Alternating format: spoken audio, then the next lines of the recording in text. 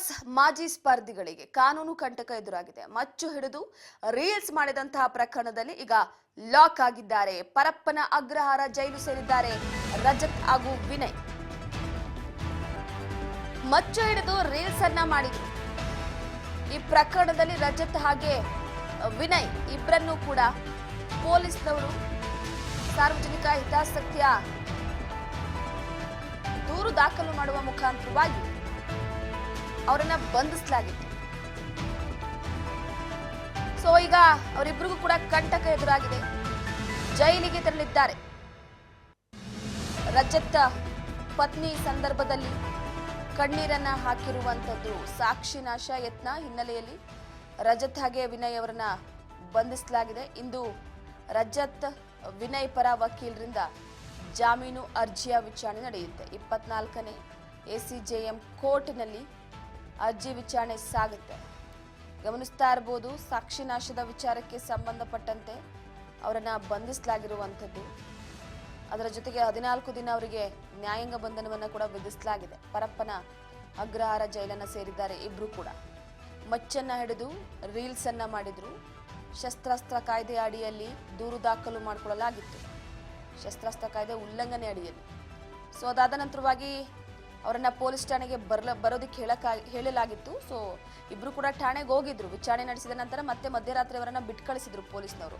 ಬೆಳಗ್ಗೆ 10:30ಕ್ಕೆ ಮತ್ತೆ ಬನ್ನಿ ವಾಪಸ್ ಅಂತ. ಸೊ ಇದೇ ವಿಚಾರಕ್ಕೆ ಸಂಬಂಧಪಟ್ಟಂತೆ ಪೊಲೀಸ್ನವರು ನಿಜವಾಗ್ಲೂ ಕೂಡ ಅದು ಮಚ್ಚ ಅಥವಾ ರೀಲ್ಸ್ಗೋಸ್ಕರ ಬಳಸಿದಂಥ ಫೇಕ್ ಮಚ್ಚ ಏನು ಅನ್ನುವ ವಿಚಾರಕ್ಕೆ ಸಂಬಂಧಪಟ್ಟಂತೆ ಅದನ್ನ ದಾಖಲಿಸಿಕೊಂಡು ತದನಂತರ ತನಿಖೆಯನ್ನು ನಡೆಸಲಾಗಿತ್ತು. ಸದ್ಯದ ಮೇಲ್ನೋಟಕ್ಕೆ ಫೈಬರ್ ಮಚ್ ಅಂತ ಹೇಳಿದ್ರು ಅವರಿಬ್ರು ಕೂಡ.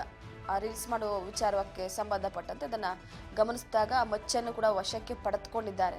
ವಶಕ್ಕೆ ಪಡೆದುಕೊಂಡು ತದನಂತರ ಅವರಿಬ್ಬರನ್ನ ಈಗ ಪರಪ್ಪನ ಅಗ್ರಹಾರ ಜೈಲಿನಲ್ಲಿ ಇಡಲಾಗಿದೆ. 14 ದಿನ ನ್ಯಾಯಾಂಗ ಬಂಧನ ಇರುವಂತಹ ಹಿನ್ನೆಲೆಯಲ್ಲಿ ರಜತ್ ಪತ್ನಿ ಕಣ್ಣೀರನ್ನ ಹಾಕಿರುವಂಥದ್ದು. ಸಾಕ್ಷಿ ನಾಶದ ಯತ್ನದ ವಿಚಾರಕ್ಕೆ ಸಂಬಂಧಪಟ್ಟಂತೆ ಅವರಿಬ್ಬರನ್ನ ಬಂಧಿಸಿ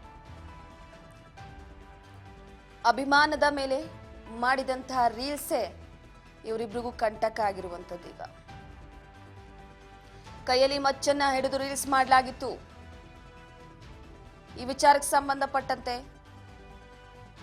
ಈಗ ಜೈಲು ಪಾಲಾಗಿದ್ದಾರೆ ಇಬ್ರು ಕೂಡ.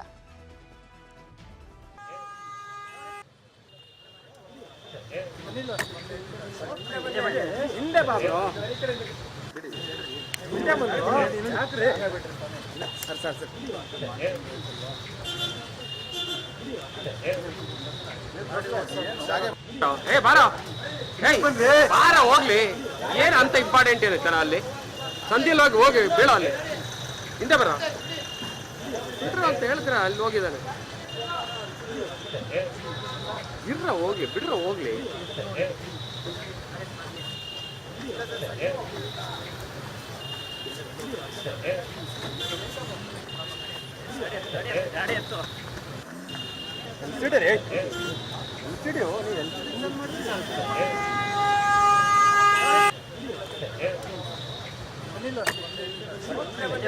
ಹಿಂದೆ ಬಾಬ್ರು ಹಿಂದೆ ಬಂದ್ರು.